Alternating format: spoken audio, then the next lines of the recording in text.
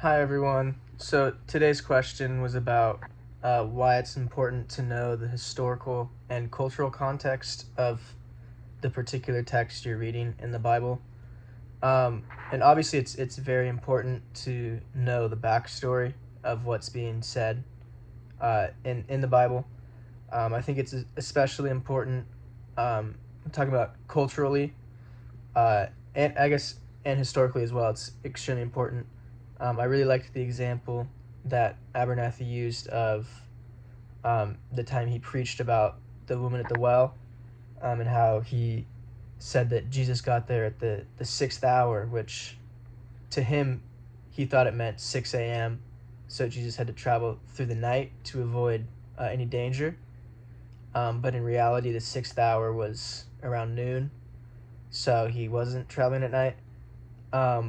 And the fact that uh, the woman being married 5 times and divorced, and the man she was currently with not being her husband, didn't necessarily mean that those relationships were all sexual at some point, which he had explained in his sermon was the reason that God was giving her the water from the well, trying to quench her thirst for the approval of men, basically. I think it's very important to realize that there are different, like the sixth hour thing. You would never even think to question what that actually is, unless you knew the actual historical context of that, and the cultural context. Obviously, the Bible's written over a couple thousand years, so you can't really compare.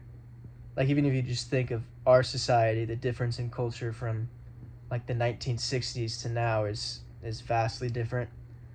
So you can't compare things that happened then to things that happen now without properly adjusting to the culture of the time.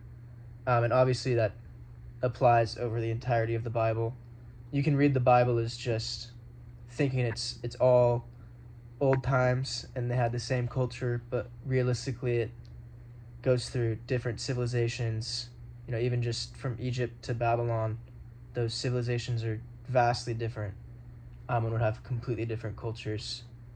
And I do think it is possible to read the Bible responsibly without having this context, but it has to be done with the knowledge that you don't have the knowledge, if that makes sense. You can't read the Bible responsibly without the context, and make up the context in your own head. You have to realize that you don't know the context and recognize that lack of knowledge.